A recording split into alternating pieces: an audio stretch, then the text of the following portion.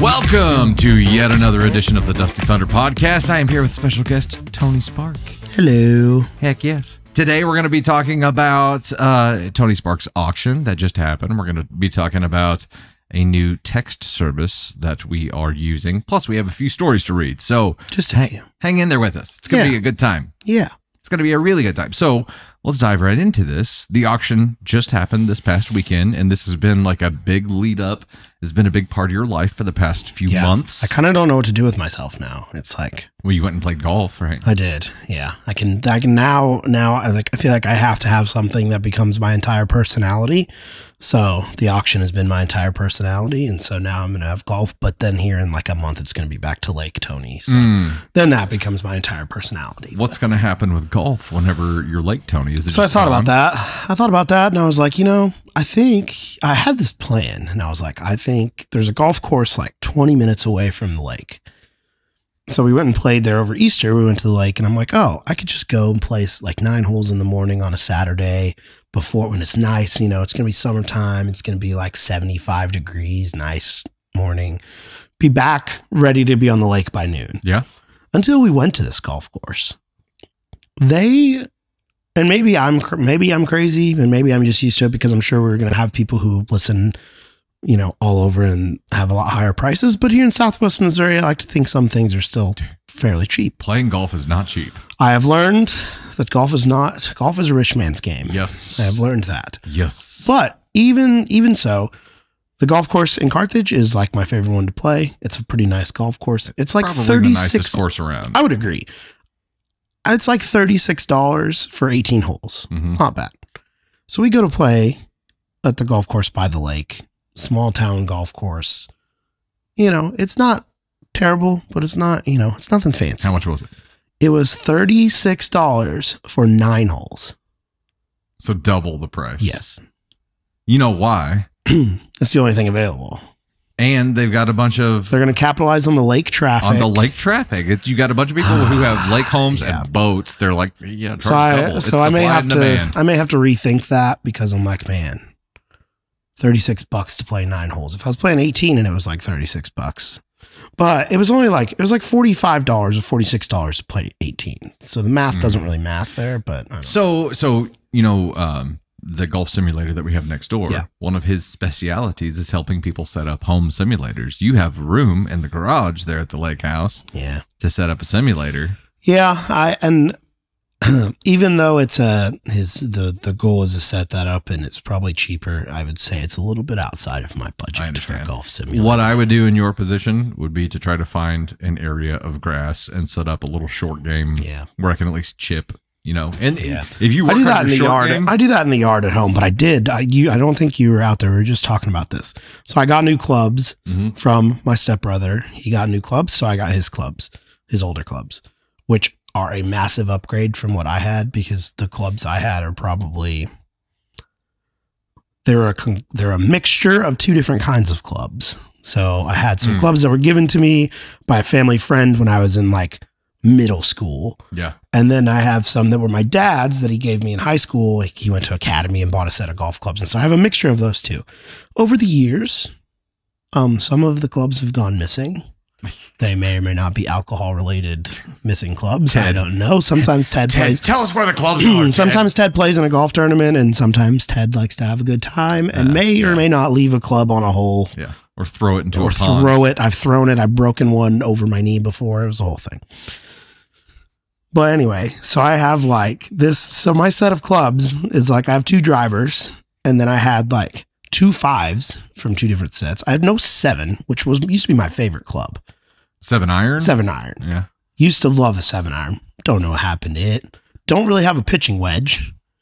And so it was a combination of things. And so I made it work. Right. And my friends always laughed at me and made fun of me because I'm the guy on a par 3 who will get a driver out because honestly, I'm not going to be able to hit it with my irons. I'm not going to be able to get it there. It's just not going to happen. So I'll get the driver, take a nice easy swing. And sometimes it would work. Sometimes it would still just go over the back of the green and be screwed. But in my efforts to become a golf guy, I have recently tried to not do that and try to play the way you're supposed to play and get better with my clubs. So anyway, so I get these clubs and I went to the driving range yesterday. I don't know if it was a lucky day on the range. I don't know if it was the new clubs, but I don't think I'm overstating it to say I'm basically Tiger Woods now. Listen. Okay, hold on. Those days do exist. I know. If you can get like 3 of those outings consistently, then you can say it. And I've been told that I would notice a difference right away in the clubs, just going from a cheap set of clubs, old set of clubs, sure, to a nice, decent set of golf clubs. And I don't know. And I will admit that I'm a much better range golfer. Like you see me at Topgolf, I can hit it down the middle to the back net over and over and over and over. Put me on a golf course. It's over here. It's over there. It's right here in front of me. It's behind me. Sometimes you never know what happens. But yesterday I went out there and I'm telling you, the driver added 50 to 75 yards just down the middle. And every club I was hitting, it was just right down the middle. And I'm like, has a lot to do with the fact that the person you got them from is the same height as you. Yeah, we're the same height. Yeah. So that worked out. The clubs are like fit perfect. It's great. So I'm going to go play 9 holes after work today. Tony's a machine. With them and see what they're like on the golf course. But yeah, man. So far, I was like, you get a bucket of, which that's another thing. The bucket of balls, it's not that bad, but I got the medium one. There's a large, medium, and small. Medium's good, yeah. And I'm like, because I went a few weeks ago and I got the medium one. I was like, I don't know if I have it in me to do the large. So I got the medium. That's what she said. It's perfect. Okay. Yesterday, I got the medium, and then I was hitting them so good, I was like, I went back in and got a small. Yeah. But the problem is it was like $8.50 for the small. It was like 13 or 14 for the medium. Yeah. But the large, which is the small and the medium, or small and medium combined, was only like 16. So I got screwed on that deal because I had to pay more because I went and got a small one. But now I know. You didn't get the value meal. So now I got a new golf bag. I got clubs. I'm ready to go. You're set up. So now golf is going to become my personality until lake season. But I think there'll be a solid mix of two because it's going to be daylight long enough that I can go play 9 holes after work during the week and still go to the lake on the weekend. Yeah, absolutely. And, worst case scenario, we'll work something out with Brent next door and get some simulator time. Yeah. Which is probably the only place He's I'll be pretty allowed expensive, to golf. though. Well, I mean, for a private access thing, It's really nice, though. Yeah. It's one of the, and it sounds like those guys have a great time over there because we hear everybody that comes in there. We hear every swing, especially late at night. And when you get some golf bros over there, and it's like they're on the golf course because they have a great time. Yeah. Yeah. The best is when you see a gaggle of people show up. It's like 3 dudes and their girlfriends. You're like, okay, it's going to be loud. I'm not going to get any recording done tonight. Yeah. So we started off this intending to talk about the auction. I was going to say we went on a major golf tangent. We is a strong word there. We is a strong word. I know. I go on tangents and ramble. Auction. Okay. Yeah. We do have some footage of Tony actually doing his auctioneer thing finally, and we're going to include those here. Insert here. 250, how about 150, how about 150 where? 150, 150. There's about $250 worth of fireball in there. 6,500, 6,500, 6,500. Somebody get him another fireball shot. 6,500. You get it. 6,750. 6,750. Who's got another fireball shot? I don't know what this is. This doesn't have $250 more in it. I'm not going to ask Squill. Wow, I'm amazing. You really are. Yeah, I mean, you got the skills. That setup made it hard to kind of film and get some good shots and audio of. I'm a video guy, so I'm like, oh, this is gonna suck. Yeah, quality wise of footage, but it was impressive, and it was a damn good time. And we almost bought a puppy. I mean, I was unaware of how close they came to buying the puppy until my friends told me. They were like, Dusty and Candy were really close to buying that puppy. They were like, if you would have gone like another 2 seconds, like you guys were ready to do it when I was getting ready to yell sold. Yeah. And I didn't realize it was that close. It was, but it worked out the way it needed to because we're in no position to be raising a puppy. But also, I didn't know that you were on board for the puppy. I thought this was a a candy impulsive deal because there is a photo. There's a photo, and maybe we can insert that here of Candy holding the puppy. And not only is she holding the puppy, but it is sleeping. And I thought, well, this is, and I intentionally before the day, I was like, make sure this puppy gets over to see Candy and Jesse. And he was an adorable little guy. Yeah. This pup, he was just a chill little fur ball. And I'm like, can I pet that dog? Can I pet that dog? And then, bidding happens and Candy looks at me and she's like, that is a steal for that dog. And I'm like, I get it. Yeah. We're in no position to be bringing on a dog, and it keeps going, and the bidding's not going up super far. And I have the paddle. She grabs my hand and starts raising it. And we get to about here, and he goes, sold. And I'm like, oh, like that was close. That was very close. It was one of those, like, you had buyer's remorse without actually being the buyer already. You're like, oh man, we about screwed that deal. Dodged a free bullet there. The plot twist in all of this is that my cousin bought the dog. So yeah, which makes the second dog that household has purchased from the auction. To be fair, the first dog that they got, I actually bought because I was, as auctioneer, like I was throwing in bids, trying to bid it up a little bit. You know, I'll throw in a bid here and there and bidding on it. And at the time, I thought I would really like another puppy, and he was kind of like a golden retriever. He was a tri-Aussie or tricolor something retriever. So he's long hair, black. So he's like a golden retriever, but he's black. That's cool. And he's got a little bit of brown in him. And at the time I had a dog, so I didn't need another dog. And I was like, oh, I kind of want this puppy. And it was an immediate bad decision, but I'm bidding against my cousin while this is happening. So I end up winning. And then I owned the dog for 12 hours, and then they bought him from me the next morning. They were like, here, we'll take the dog. I'm like, okay. So yeah, this is the video of them taking it home to show her sister who she lives with. The puppy is very funny because she's asleep, and they basically just walk in, set the dog on the bed, and like, hey, Ashley, got some? And she just pops up for a second. She goes, no. And she's like asleep, and it doesn't like set in. What she's doing is like, I told you to, no dogs. No, take it back. Give it to someone else. Like she's asleep and doing this. And then finally, like, he wants to say hi. And she's like, who? Like you can tell she's asleep, and she like perks up, and she sees her go, oh my God, Heather, it's not funny.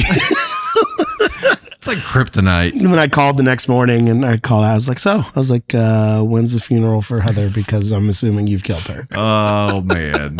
That would have happened with us. I mean, and I think Navy would enjoy. Oh, I think she would having a puppy, but the toddler puppy phase and the toddler human phase at the same time. Oh, you guys it would have been a disaster. Our lives are already a fuster cluck. Yeah. Adding a puppy into the mix is just it would have been so funny. It would have been so funny because you would have been on board, but then you would have had immediate buyer's remorse. Mm-hmm. Immediately, you'd have been like, what did we do? It would have just been that face right there. If you just like that all the time.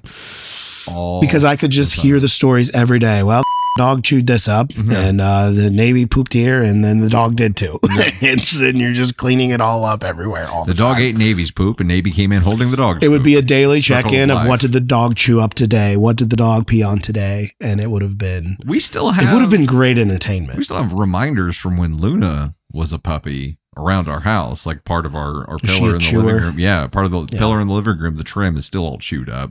Scratch marks all over everywhere on everything because she has had like abandonment issues since day one. Apparently that's how Candy Thunder raises them.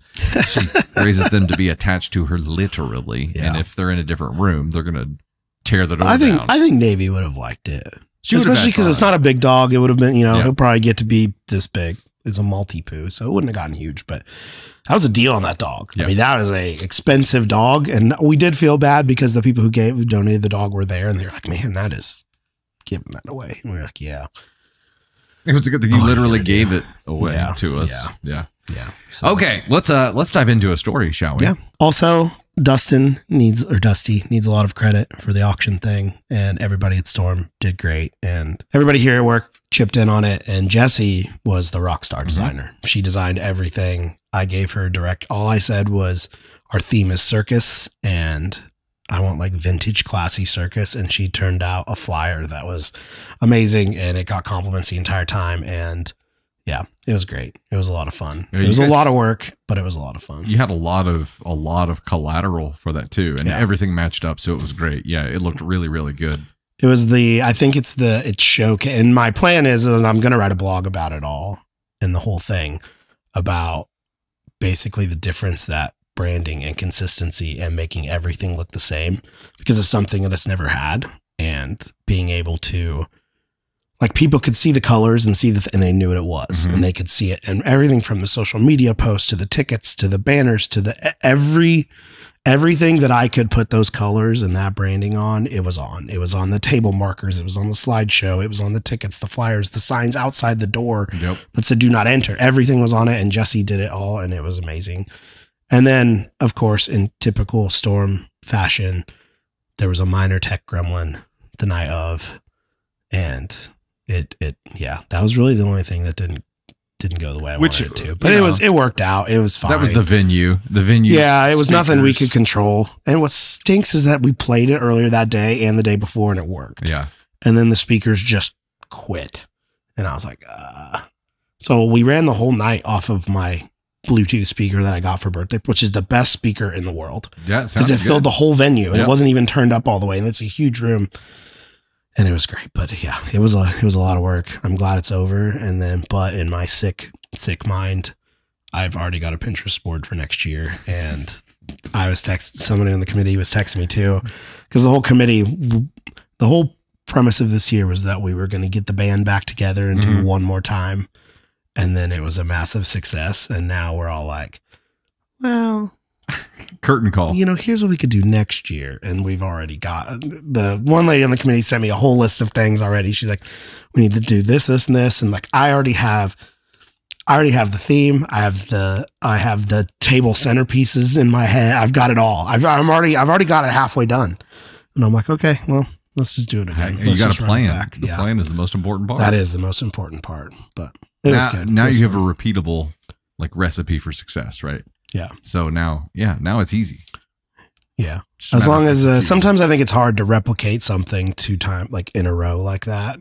All I can do is follow the formula, right? And say, here's how we've done it, and here's what worked, and we have evidence of what works, and hopefully maybe now it'll be smoother too next year. Yeah. I don't know. I mean, it went pretty smooth this year. It was very organized, but backup audio devices. Yeah. But I had a plan. I had a backup plan. I had the I knew I had it there. I was like, in case something goes south, like, here's the next plan. And I had the solution. It wasn't the night of, like, we knew it was going to do it that by then. And so I had the backup plan, and maybe some kind of audio transmitter other than a handheld microphone held up to the laptop speakers. What I tried to do is I tried to get the computer to Bluetooth to that speaker. Yeah. And I couldn't, it wouldn't detect it. Gotcha. But I didn't think about it, but I don't know, that speaker might have a line in thing, and that probably could have worked, like a headphone line in thing. My other plan was I didn't think I could get it synced up good enough, was basically hit play on the computer, hit play on my phone and do it. But I knew there would have been a lag, and it would have looked weird probably. Those lav kits that we have, even like the audio out coming from that laptop could go into one of those, and then the receiver could go into the Bluetooth speaker if it has an audio in. It just MP3 or just stereo jack from one to the next, but it would allow it to transmit it wirelessly without having to dick with Bluetooth. Here we are trying to solve the issue that's already happened. It already happened, and we already solved it. Anyway, it was fine. Next year, so we're going to bring one of those lav kits. Dusty, I ended up putting Dusty to work for a few minutes, and he had to hold the microphone, and the guy running the slideshow wasn't exactly the most tech advanced guy either, but it was fine. Because he was pretty easy. He was 9,000 years old. That's why. He wanted to do it. He was like, I'll run the slideshow. I think it was because that was going to be an easy thing to do. You just had to push the button. But that's easy. So I didn't know if he was like a full-time tech there. What the deal was. No, he's one of the teachers. Okay, so I see all this. While we're doing this, I see the settings that they have on the iPad for their like soundboard stuff, and I see some levels popping real low, and I'm like, I really want to reach over there and you know what? I should have done is I should have stayed up there during that part, because I would have just turned up the thing, because I think it would have worked, because I turned down the mic earlier in that night because it was pretty loud when the MC was talking, and so I forgot that I did that. And so, because I was listening to it and I'm like, why is it not loud? I did it earlier with the microphone and it was a lot louder than this. And I forgot that I had turned down. I saw it. Because when we were talking, it was so much louder. I saw the levels and I was like, those need to come up, but I don't know if this is his territory. And also at that point, I couldn't move anymore. Yeah. I was completely stationary with both my hands on that mic. And if I didn't hold it just right, it would bump into the laptop and it would sound like this throughout the whole gym. And I was like, I can't do that. I need to be a statue. It worked. Anyway, it was good. Yeah, it was good. It all worked out. We'll dive into our first story here. This is, if I can get the. I also have not read these, which is weird because usually I read the podcast stories sometimes. I don't know. Not today. Not today. So I don't know. Genuine reaction. We'll see what Candy's got teed up for us here. This is from the AITA subreddit and is titled, "Am I the Astronaut for telling my twin sister she will never fit in with us?" I, 29 female, have 4 siblings. Mark, 33 male, Josh, 31 male, Eva, 29 female, and Tony, 26 male. Me and Eva are fraternal twins. Our mother was a stay-at-home mom, but she was emotionally absent. Growing up, our father was very hard on us. He wanted his first son to be a doctor, so Mark had to work all the time. He had Josh learn violin at 4 years old and made him play for hours. Tony had to be a lawyer. I had the chance to be a beautiful kid, and I participated in beauty pageants starting at 3 years old. Eva was free of this because she wasn't beautiful, and my father didn't think a woman could do much anyway. Well, he sounds like a peach. She always had liberty and could do whatever she wanted without pressure on her shoulders. She could have friends, had no care about her grades, and didn't have to work her ass off every day. We're not proud of it, but we tended to exclude her since she was slacking off while we were working so hard. She was also problematic as a teen. She skipped class, hung around with a bad crowd, and drank. She even disappeared for a week without notice when we were 15, stating after that she wanted to get away with her boyfriend for a road trip while I wasn't even allowed to leave the house for a night because my parents wanted to make sure I did my work and would only eat what I was allowed to. Holy shit. Jeez. Eva would throw tantrums, saying she was neglected and no one would care if she disappeared. I was enraged with her because she never realized the chance that she had, and we only grew apart from that point. After high school, I went far away and started working as a makeup artist. I eloped at 26 with Eli, 27 male, and never looked back. Last month, our father passed away, and my siblings and I went to the family home for the funeral. We stayed for 3 weeks and reconnected a lot. Mark had a breakdown at 23 from all the pressure and barely recovered. He's now happier, got a job as a tech in a lab, is married, and has 2 little kids. Josh stopped violin and is a drummer and piano teacher, and Tony is a public defender. Eva chose to be a social worker. It was a bit weird with Eva since we hadn't seen each other for years and gave up contact too. She once again tried to dismiss what we went through, saying that she was as abused as us, even though that is nowhere near true. One evening, she completely flipped out on us, calling us assholes and saying that we were like our father and excluded her. She kept going on about our parents, how they never took an interest in her, neither did we, and that she went through hell thinking she was worthless. Mark started to cry, so I took Eva out and lashed her, saying she was the asshole for being jealous of our misery and that she will never fit in with us because she never got abused, and it was insane of her to claim that she had. She left that night and didn't apologize to any of us. When I went home, I cried a lot and told everything to my husband, expecting him to support me, but he said that I should be the one to call and apologize to my sister, so am I the astronaut? Top comment here, your sister disappeared at 15 for a week and no one noticed? That's severely abusive. Not that it's a competition, but it sounds like your strict father focused on kids he felt worthy and ignored her because, well, that's the message any kid would get from this behavior, that she's worthless, nothing, not worth the effort, invisible.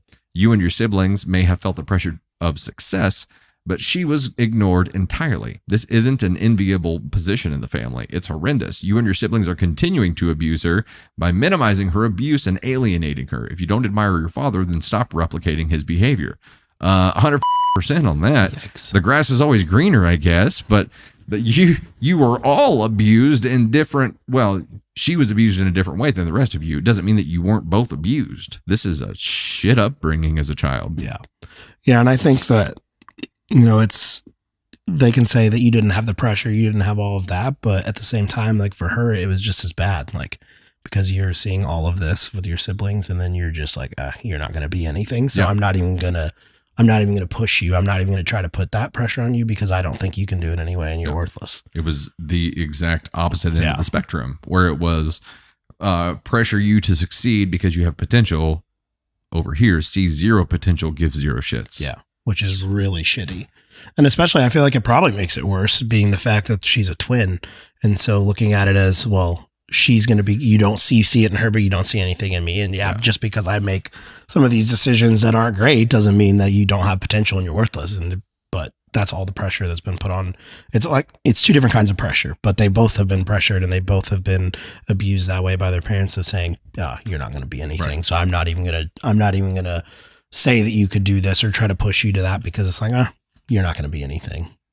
Like, that's just as bad as saying you need to do this and putting pressure on you to be great and to do something, which didn't work either, because look at what the one sibling basically had a breakdown and couldn't handle it. And then you look at her career, like she went into social work and to do that, to try to help people who have been in this situation. Positions. Yeah. So, I do think that the siblings are kind of continuing on the father's legacy.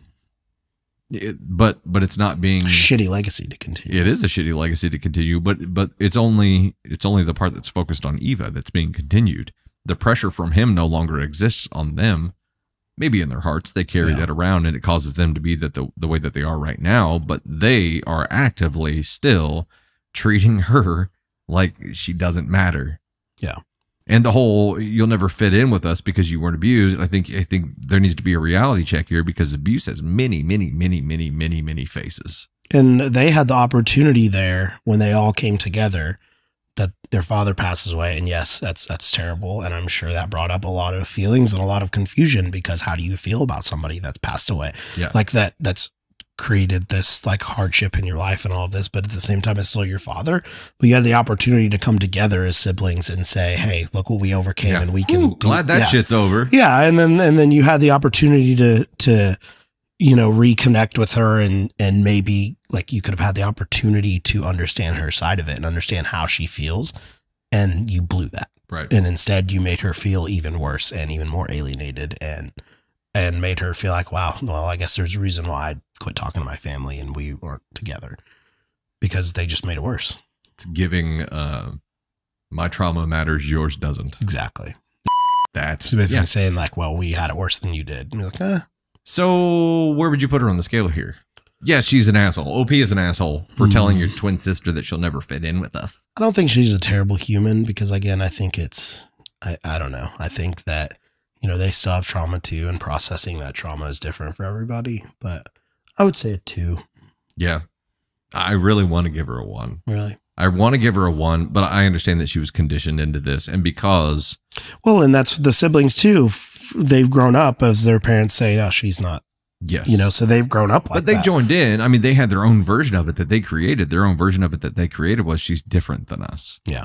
And because she doesn't have the strict policies attached to her, she has freedom. What she had was not freedom. What she had was neglect. Yep. And that's not something that you should aspire to. So the siblings started up their own form of abuse on Eva.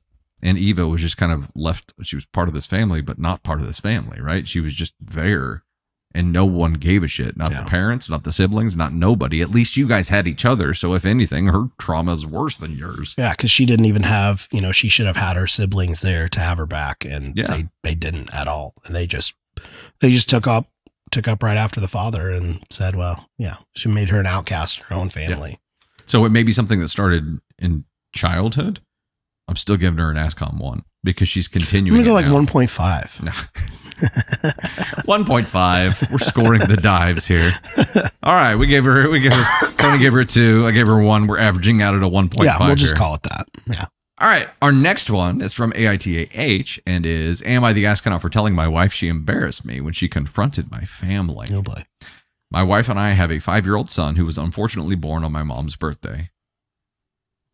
Unfortunately. That's a good start. Unfortunately born on my mom's birthday. Okay. We both really hoped he would come a day after or a day before so they could both have their own special day, but it just wasn't in the cards. This tends to mean that my family isn't around when my wife wants to celebrate his birthday. They are usually busy doing something for my mom. It bothers my wife to see him treated as an afterthought. And while I fully understand it, I also feel when someone shows you who they are, believe them. and my family is showing us that their priority is my mom. He will be 6 soon, and this year his birthday falls on a Saturday, so my wife wants to do his party the day of. My family politely said they wouldn't be able to attend, and she vented to me that they are ridiculous assholes for prioritizing my mom over a child. I agreed that they were being annoying, but said that the people who truly care will be there. She said she wanted to confront them, and I asked her not to. I said they have the right to make their own decisions, and we should focus on our son and the people who support him. Well, we recently had a family gathering, and my wife decided to go rogue. She waited until my mom was out of the room and confronted my mom's husband and my 2 sisters, as they are the ones making the plans. She said they are selfish and embarrassing and need to get their heads out of their asses if they think a grown-ass woman is more important than a 5-year-old. Yeah, it didn't go well. My sisters began yelling. My mom's husband called her delusional, and my mom was dragged into it, which made it more awkward. When we got in the car, I expressed annoyance that she embarrassed me by confronting them when I had asked her not to, and she blew up. Additional info was revealed in comments that OP is half-sibling to his sisters. Okay, that's why he said my mom's husband. Okay, so the question is, am I the astronaut for telling my wife she embarrassed me when she confronted my family? I mean, no, because that's what happened. Yeah, right? and I'm curious as to what, I mean, I guess it's kind of revealed in that, I guess, like the relationship between all of them. Because I'm sure that it's pretty, I don't think it's an uncommon thing for families to have birthdays that are the same. So why couldn't you just celebrate them both together? I mean, I understand that you want to give them each their own day, and that's fine. But like, why not just, oh, I think that would be great, and be like, oh, that could become its own family tradition of celebrating both of the birthdays together, and it's one big birthday bash, unless mom's like, no, it's about me. Even if she is, does her party last all f***ing day? No. You can have 2 separate parties in one day. And also, other than like a big milestone birthday, are they really having big parties every year? Or is it just like a family barbecue? Boy, it seems like like she needs it. But them just saying, we're not going to work around it. Now, OP, your wife could reach out to them ahead of time and say, hey, I know you guys probably have something planned. I'm just trying to figure out what time that is so I can plan around it for our son's birthday to make sure that people could do both. But it sounds like there's not any of that coordinating going on. It just sounds like it's her birthday's this day. Figure out, like, instead of, hey, we're going to have mom's birthday. When are you thinking for doing his? Like, what time? Doing something like that. So I almost wonder, because they're half, like, I wonder if that's a divide of like, well, mom's birthday is more important. And it's like, he's our half brother, he's not really, that kind of thing. Yeah. Maybe that's part of it, of like looking at them as less than a full member of the family type of thing too. Could be. It could be. I mean, OP here doesn't give a shit about his family, right? He says, believe people when they show you who they truly are. Yeah. So he's just saying this is who they are. They care more about mom than they do, their nephew or their grandson or whatever. And that's unfortunate for them. That's not, and yes, that is frustrating as a parent to see something like that happening and be like, why wouldn't this person make more effort? But that's a them problem. You can't change that. You can't control that. And yes, I completely understand being frustrated about it, but you guys had an agreement not to bring it up in front of the family, and she went rogue. Yeah. I mean, she definitely stepped over the line, because it's not like they had never talked about it. Like, he had said, like, don't make a big, like, it's fine. It is what it is. And then you just decided to make a big deal out of it. And then at that point, it's like, is it really even about your son's birthday, or is it about you? To where you're saying, like, I don't know, like, a mama bear thing. And I'm almost thinking now that the mama bear coming out in her to be like, why don't you give a shit about my son?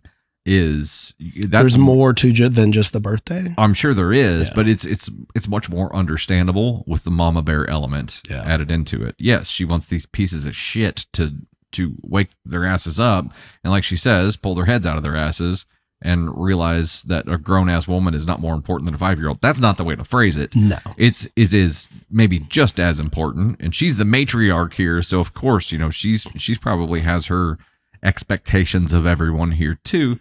But I understand the mama bear motivating factors in here, but you're not going to make shitty people not shitty people. Yeah. And I think that there's probably more to this family dynamic, and I think there's probably more issues than just the birthday.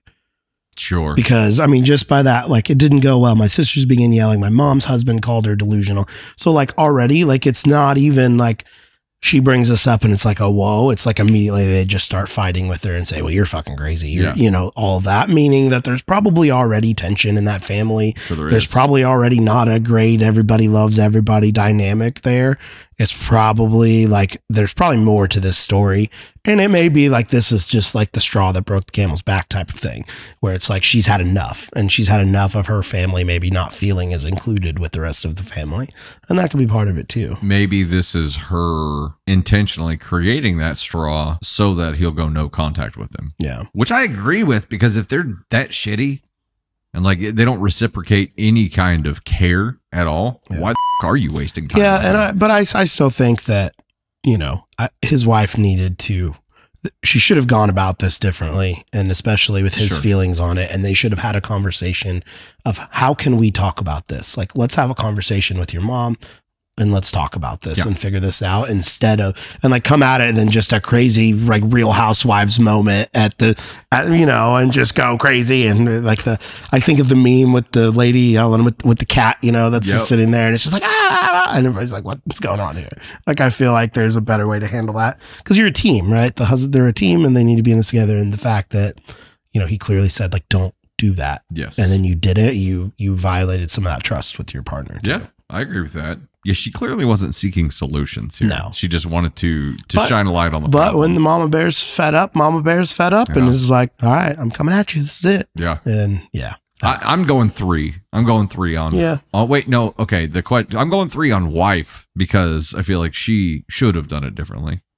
It's more than it could have. It's a should have done it differently. I don't think it's a definitely shouldn't have done, because I understand the mama bear motivating factors. And if this is a chess move to further OP here to go no contact with his family, I support it. Yeah. I mean, I just keep going back to the fact that he just really did not want her to do that. Like, and said, I get it. Don't do that. We don't know that she agreed to. We know that he asked her to. So also OP here. Are you the astronaut for telling your wife that she embarrassed you when she confronted your family? No. You're not the asshole for that. She's more of an asshole than you are, because she went rogue. But I empathize with her motivations. Yeah. I'd agree with 3. We'll go with 3. But OP, you're not the asshole. Nope. NTA. And now there's probably going to be an uncomfortable conversation, because now it's going to be like, and I'm sure it's going to be even more tense and more. Yeah. Oh yeah. It's not no. I feel like we need an update out there for this of what happened after this, the aftermath. But it's going to get worse before it gets better. But then the loser, I think the loser, and this is the kid. Like, because now if your family didn't come to the kids' birthdays before, they're sure as hell not coming now. Right. And it becomes this kid who didn't do anything wrong. Like, but now he's going to be he's going to be caught in the middle of this, and it's going to, you know, now it, you know, and he may be 5, 6 years old, so he may not get it. But if this continues as he gets older, it's going to be like, why is my family never at my birthday? Why so then he's going to feel left out, and you know, it's going to affect him, I think, down the road. But which I think is where the mama bear frustration came from. And maybe he is getting to the point where he's asking those questions about why are grandma and grandpa, why are my aunt and uncle, like, why are they not, you know, why are we not doing anything? But we go to that.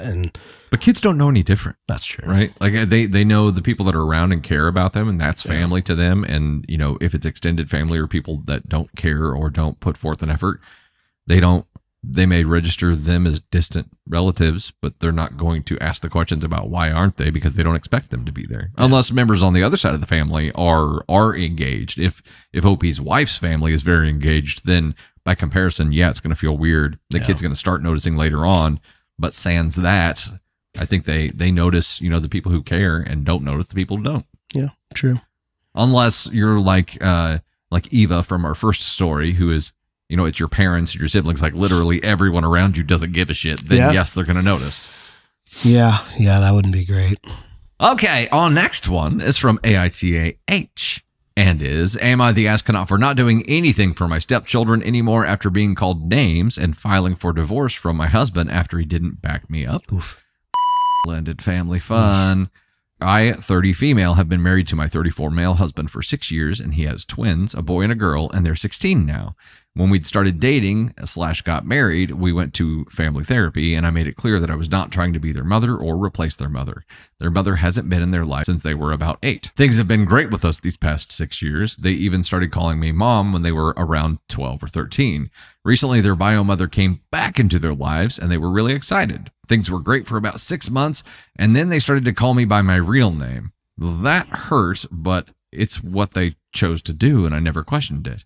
Recently, they've been getting very disrespectful. They don't follow the curfew rules. They're not cleaning up after themselves. They're talking back to me, telling me I'm not the real mom, and I'm the reason she left, which is not true. I didn't meet him until almost a year and a half after she left. Now that she's back, they don't need me anymore. 3 weeks ago, there was a big blow up where my stepson called me a bitch. I took his phone and told him to go to his room until his dad came back, but instead he ran out and went to his mom's. She came over and it was a big argument. She tried to hit me and I pushed her out of the house. My stepdaughter told me if I ever put my hands on her mom again, then she'd kick my ass. They both went to their mom's place. After that, I haven't been very active. I usually take them to sports and activities. I don't wake them up for school, so they've been late a few times.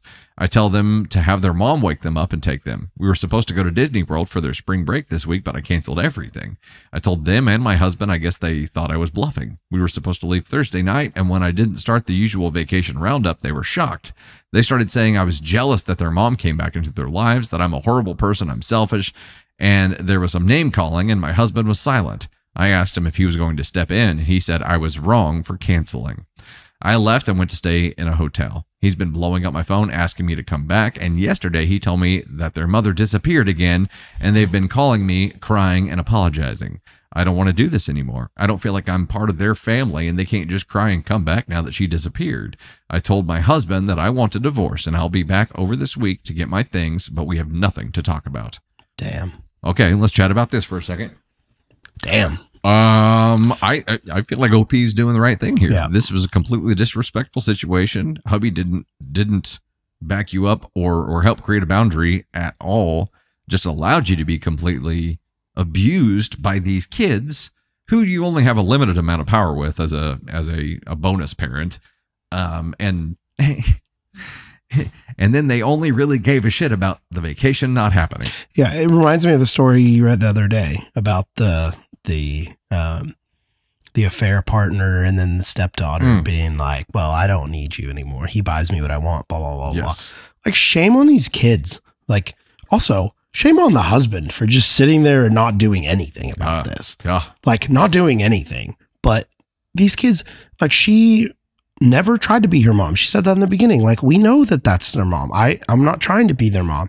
They accepted her, and it sounds like she is a like stellar mom. She takes them to sports. She wakes them up. She takes them on vacation. She does all of this stuff. She does everything that a mom does. She fills that role for them in their life without saying, hey, I'm your mom.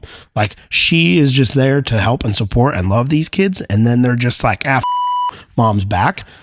But then there's a reason why they're divorced. There's a reason why mom's gone, all that stuff. And I mean, I feel like I've seen movies and shows where this type of thing happens, where mom disappears and it's like, oh, and then mom shows, or mom or dad, whatever situation it is, pops back into your life and everything's great and sunshines and butterflies and roses and mom's great. And then something happens and they disappear again. And then it's like, oh, well, now you're complaining because she's gone again. Well, you know, maybe if you would have been supportive the entire time and been like, yeah, I'm happy that my mom's here, but then this is also my bonus mom. And there's a way that you can have both of them in your life. And there's no reason for them to treat her like that. But let me preface this by saying these kids are 16. They should know better. Yeah. They should know what's going on. But this was 100% manipulated by bio mom when she showed back up. She filled their head with all this bullshit. I'm your mom. I'm your real mom. She just showed up and she's the reason that I left. Didn't you know that? She made me go away. So bio mom is the ultimate villain here. But the 16-year-old kids are smart enough and old enough to know better than to let themselves get roped into this and to treat someone who has been a mother figure to them their entire lives like shit. And then again, even dad is just, oh, you shouldn't have canceled our vacation. Like, that's the only thing that's all you care about out of all of this. This is what you care about. You're not going to Disney World, bro. Your wife is in a hotel. Your kids have been completely disrespecting the mother figure in their life that has done all of this stuff for you, that has taken care of your kids for you, treated them like her your own. And you're like, well, I was really kind of looking forward to seeing Mickey. Like, bro. Brozo. I mean, seriously. Dumbass. OP, we're with you 100% right now. There's going to have to be a sniff and a cough count in this, you know, in the corner of every edit and all the blooper reel. Anyway. Edited to add in response to comments. Yes, I know their mother was manipulating them. I never said otherwise. Yes, they are 16. That doesn't give them the right to treat me this way. Being 16 doesn't mean you get to be disrespectful and threaten me. I have always been in their corner. I know their feelings matter in this, but I am also a person with feelings. I'm not only considering or moving forward with this divorce based on how the children acted, it is also that my husband did not back me up on this. Yep. If I can't count on him to help me navigate through this tough situation that we are all going through, then why should I stay? That does not mean that I should be treated the way that I was treated. That is not normal 16-year-old behavior. To threaten me, call me vile names. I just need time for myself, and I don't want an apology just because their bio mom ran out on them again. I want an apology because they really mean it, and I don't believe anyone can be truly sorry 2 days after their mother vanished again. I would never just abandon them, but I do need time for myself because my feelings were disregarded. Yes, I am an adult, but I still have feelings that were hurt and need time for myself. I never asked or expected them to be perfect. I never expected them to be the most mature people, but I am allowed to be hurt and to take time for myself during all of this. They have feelings, and so do I. I love them very much. They are my children, but this is a very complicated situation. This is not because they called me a bitch and I've been called worse. I'm a woman. This is ultimately about my husband not backing me up during this situation, and yes, I am hurt that they called me that. I'm allowed to be. It hurts even worse coming from two people who I love dearly and would never hurt or send any harm to come to them. So it sounds like she nailed it all. Reddit attacked her. Which is ridiculous. Attacked her for like, they're just kids. No.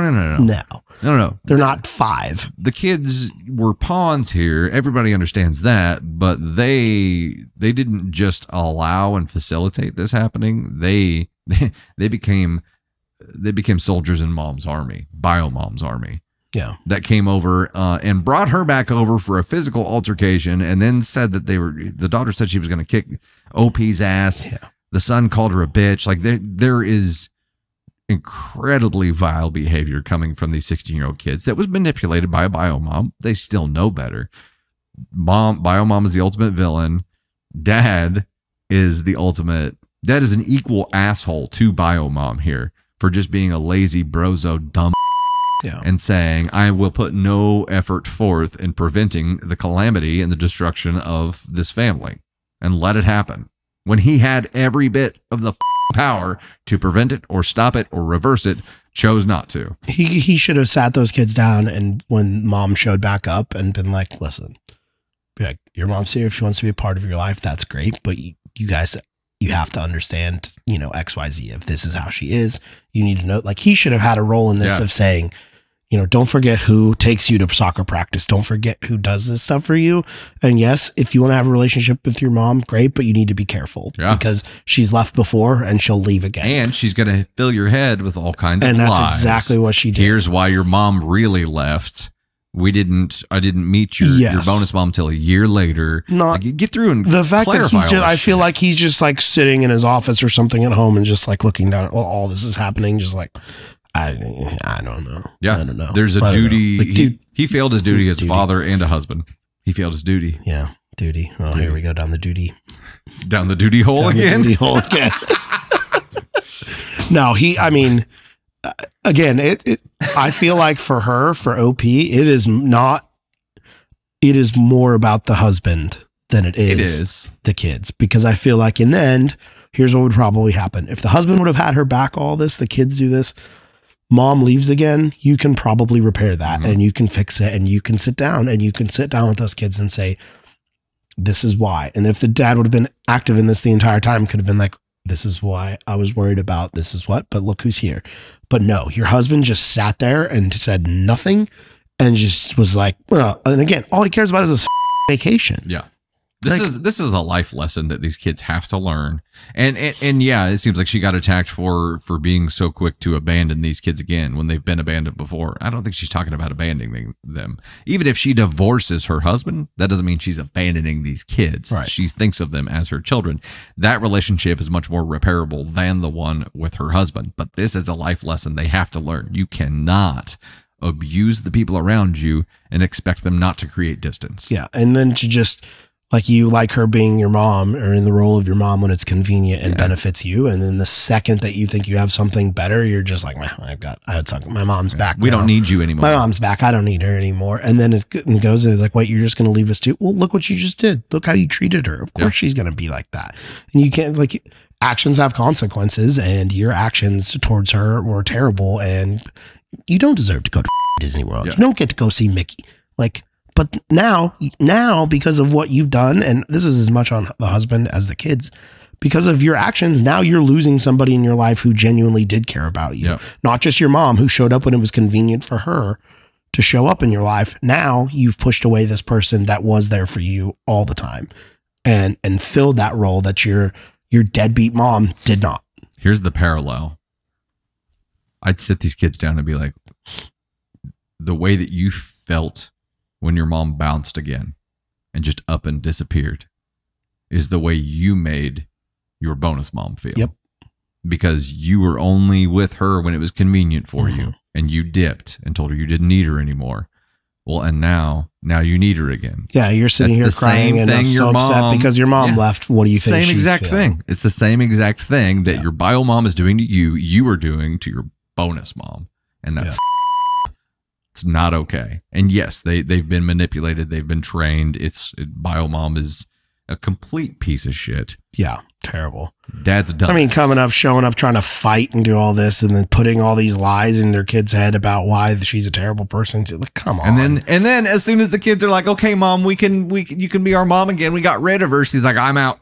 Yeah. Cool.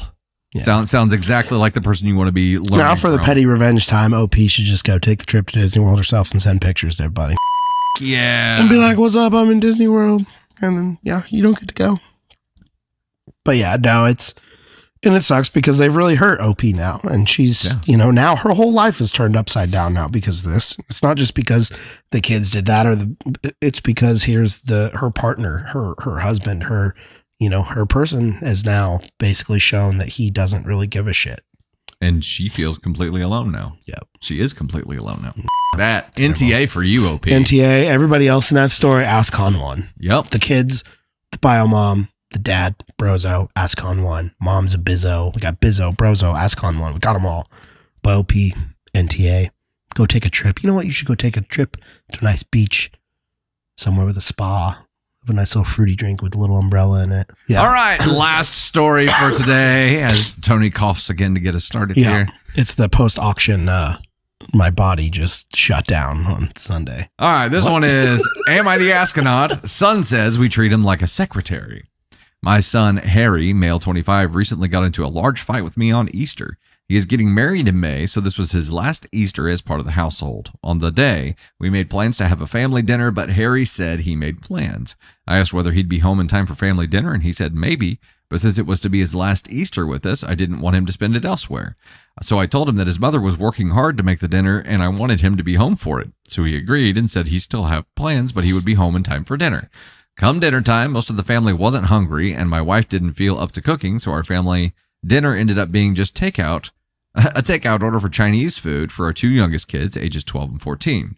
Harry was on his way home, so I called and explained the situation and asked if he could pick up the food. He said, sure. When he got home with the food, he slammed it down on the counter and turned to leave. But something was obviously wrong, so I followed him outside. I asked what the big idea was, and he said he canceled plans because he wanted to have a family dinner, something that rarely happens according to him, and that instead he just waited in a parking lot for 30 minutes to pick up food for his siblings. I asked what was so wrong with that, and he yelled and asked if we even thought to order him something or ask if he wanted anything if mom wasn't going to cook. He said some extremely hurtful things about his siblings and us, parents, basically topped it off with saying, I'm so glad I don't have to spend my days waiting on you all hand and foot anymore. I told him that he's being unnecessarily cruel and that we don't treat him like that. He listed off a few other unfortunate incidents, mainly us forgetting his birthday, which I'll admit happened a couple of times, and me and his older brother leaving his graduation ceremony earlier since we both had work to get done. He said he's never felt like a son to me and that he hopes I'll find another secretary willing to do the work for free like I did. Then he got in his car and stormed off. He's been mostly ignoring our calls since then. This isn't the first time he's had an outburst like this, but it is the first time in several years. Before, my wife and I always chalked it up to teenage stress and angst, but here he is at 25, parroting the same complaints. I guess I'm wondering if there's some merit to them. My wife says he's just spoiled and acting out, but he really didn't seem that way to me, so am I the astronaut for this? Yeah? I mean, we forgot his birthday. A couple times. But, you know, he'll have another one next year. It'll be fine. We'll probably forget that, too. You told him to basically cancel his plans because you wanted him at this dinner, and then you only called him to pick up food for other people. Be like, hey, yeah, we're going to make a big dinner. Yeah. 20 minutes later. Hey, yeah, we don't have time to cook, but could you swing by the Hunan Palace there? No, we'll take number 2. Number 4, and your brother wants a number 6. Thanks. Okay. Excuse me? Insult to injury, they probably called the order in, so they had the order finalized already. It wasn't even like, hey, get these few things and whatever you want. It's like, hey, go pick up this order for... Hey, can you pick that up? Yeah, last name, and then it includes nothing for him. Yeah, mom doesn't want to cook, and your brother's in the middle of a video game, and it's pretty intense right now. So let's just go ahead, and if you could just pick up the food, that'd be great. Go ahead and use the company card. That'd be great. Yeah. Like, bro, what does this guy do? What are they doing? And OP here is like, now he's had outbursts like this before and said similar things. I'm like, okay, wait, so you've known that this is a problem for a long time and did nothing to remedy it at all? I guess I don't understand like, okay, you forgot his, I don't know. Maybe forgetting a birthday is like, I don't know. I feel bad when I forget one of my friends' birthdays. I can't imagine what would you forget your kid's birthday, and then not like you just did it one time, multiple times. So this guy already feels. Did it say that? Is this like a step sibling situation or no? I mean, there's a big age difference between them because you had 14 and 11. For his siblings? Yeah, that doesn't necessarily 14 and 12 and then 25. So maybe it's like a whole different situation that like maybe they're different. So I told him that his mother was working hard, blah, blah, blah. I mean, I don't know. But mom being completely dismissive here too and saying he's just spoiled and acting out. He's 25. And yeah, if he's saying the same things that he said last time he had this flip out, he means it. Yeah. He really and feels then saying that, oh, well, they had to leave his graduation early because they had some work to get done. Really? Anyway, you're already treating him like he is less than in that family. Yeah. Like you're treating him like, but I mean, so no wonder he's frustrated and he's getting married, right? Yeah. He's getting married. Wonder how the wedding's going to go. What are you going to leave? You're going to be like, oh, sorry, your brother, he's got a thing we got to get to. So if we could just get the cake to go. And they're teenagers. Like in this situation, those are teenagers. Like I understand life with teens is busy, but they don't run your life. Like they don't run your life to the detriment of your older children. Now, when they were younger and like toddler phase, I'm sure like they soaked up a lot more of your attention than he was. And he was what, 10, 12 years older. So, or no, not, like 10, 12 years older. I'm sure that was a different kind of thing, but maybe it's resentment because of, I don't know that this was what they call a do-over child, but your younger kids probably had a much different life than he did. Yeah. But it does sound like he was pretty much just put to work and treated as an afterthought. And the family dinner, like were they talking about that the family dinner doesn't happen very often or something? Yeah. But it's not like it was just like, hey, come over for dinner. It was Easter. It was built up to be something. And it was, I really want you there. Yeah, we want you to be there. Please make sure you can there. He canceled his plans. Sure, fine. We're going to have a big family dinner.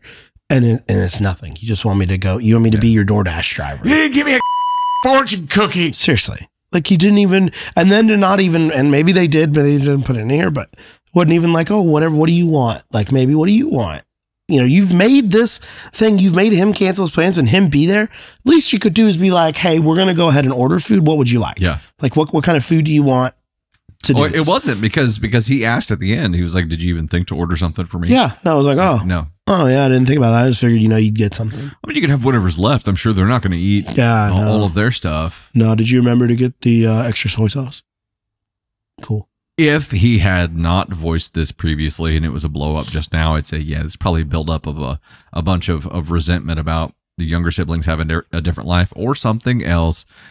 But this has been something that he's brought up before. And you, OP, sat here and say, yeah, we might have forgotten his birthday a couple times. Had to leave his graduation. Like, you had a list of things ready that you already knew.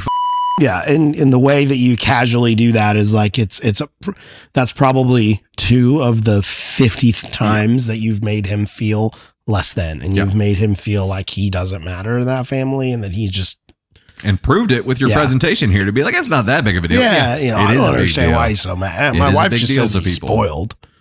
Like, no, like again, it wasn't like he had this idea. This was your idea. Yeah. You wanted to do this. You wanted a big family dinner. You made him cancel his plans. You did all of this. And then you're just like, that's all right. So update 5 years from now, my son, Harry, now 30, hasn't spoken to me in 5 years. We don't know why.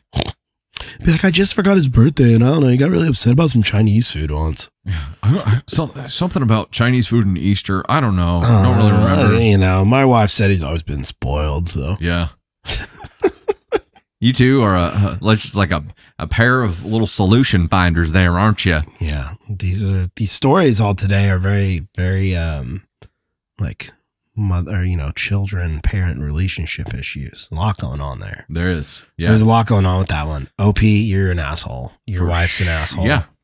Yeah. How big of an asshole is he? I don't know. I feel like this is a 1. I think so too, because it's not like a first time offense. You have continually made him feel like shit.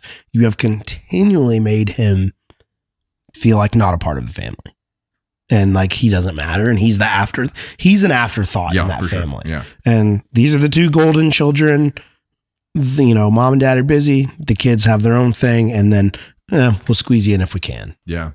And I'm shocked that he stuck around to 25 years old and didn't run faster. Yeah. It must have been a means thing, because otherwise this is the kind of shit that drives people away, that drives kids away from the home as soon as they're able, like 18 gone. Yeah.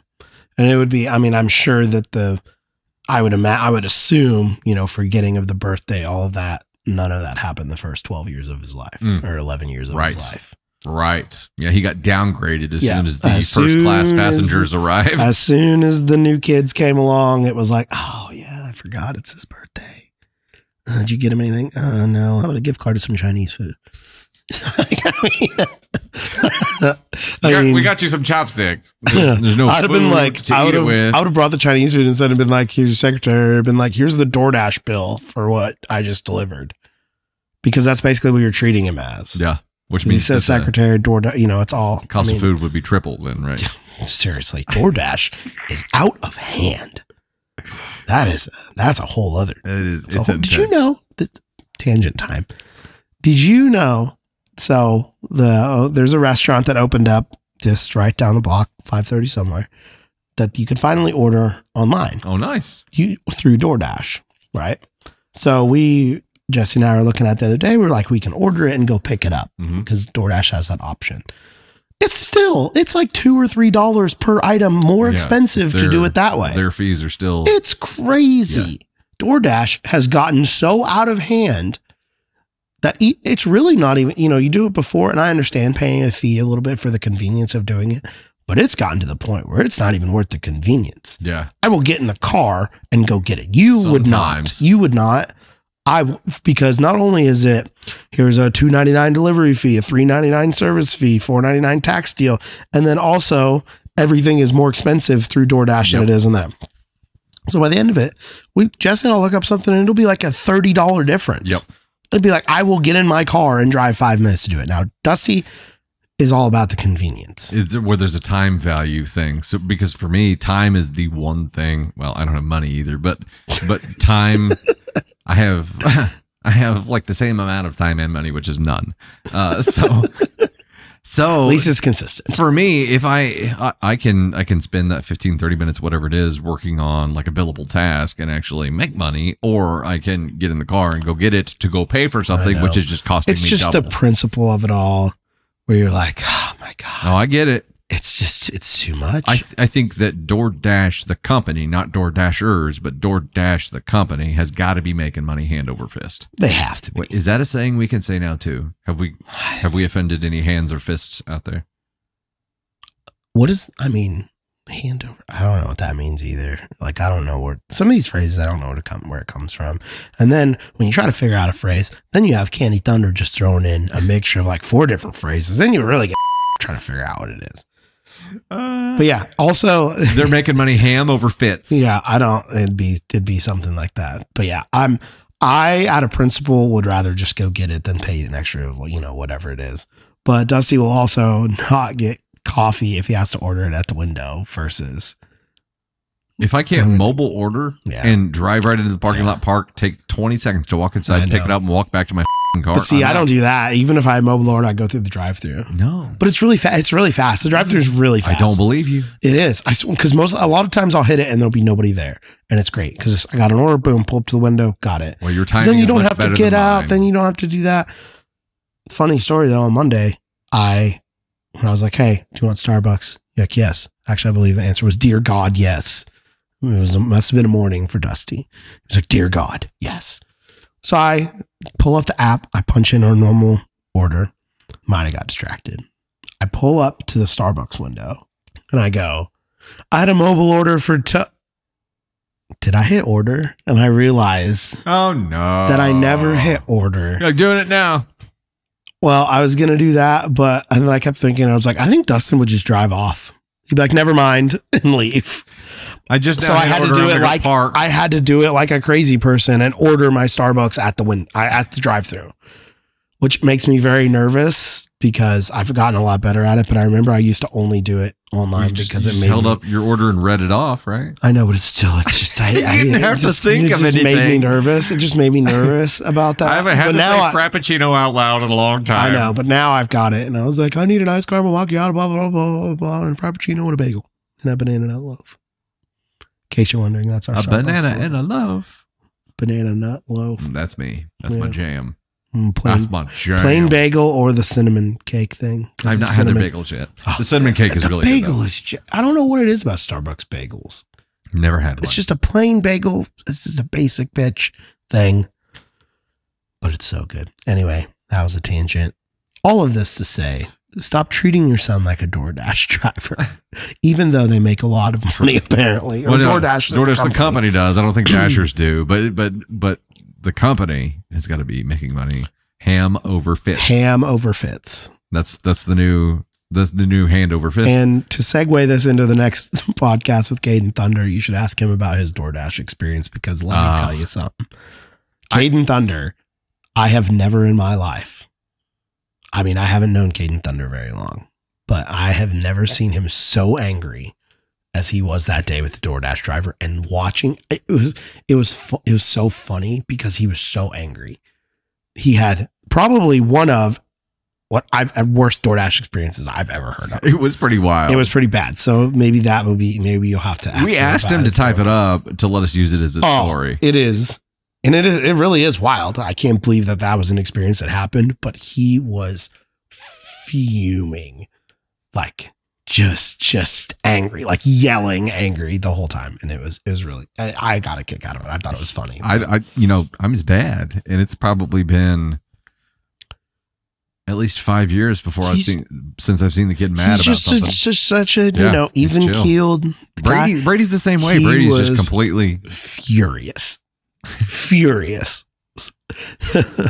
But yeah, that's a good story. We'll look forward to that for the next one. But it was this OP ASCON 1, your wife ASCON 1, your son. Thank God he's getting out. Yeah, let's hope his wife treats him better than you guys did. I mean, man, I feel like the wedding. I feel like there's probably going to be some story from the wedding about Yeah, we had to leave my son's wedding early, and they got really mad at us or something. And I don't know. It was a whole weird thing. We were supposed to give a speech and tell some stories. Yeah. But we really couldn't think of any. Yeah, no, we had to get home. Like our Chinese food was showing up. Yeah. Be like, oh, we were going to go to the wedding, but then we forgot that we had this trip planned. So now we're taking the kids to Disney World. That's right. Yeah. Yeah.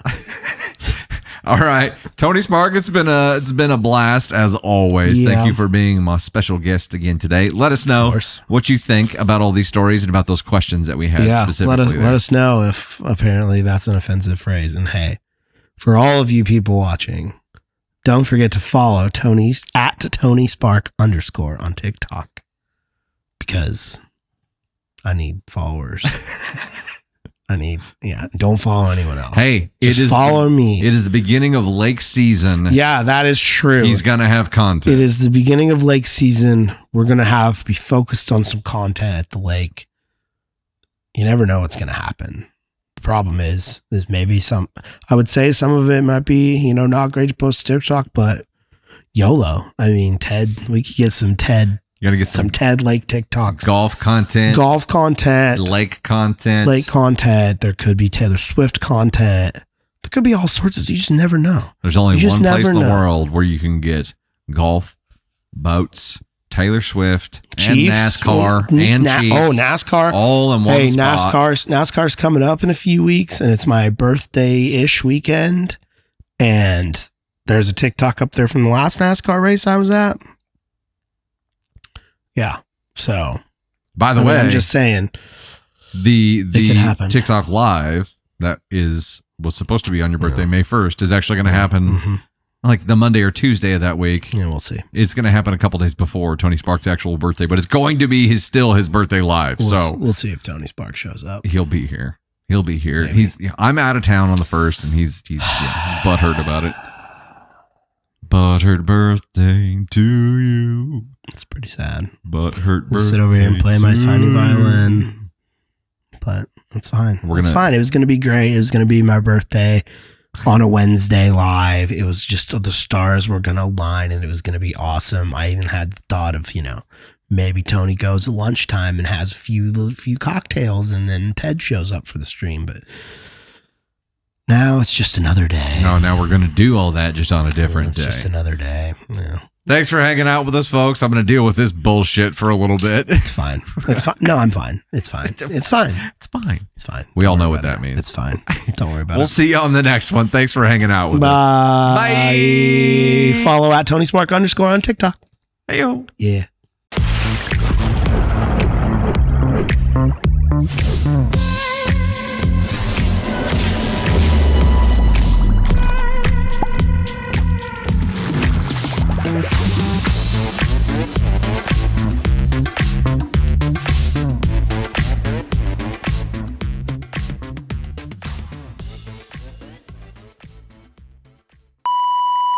You have continually, excuse me.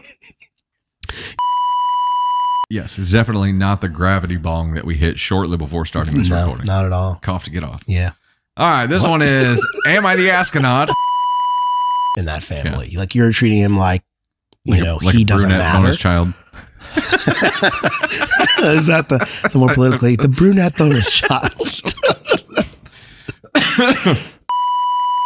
Well, yeah. Oof. We'll be editing that out.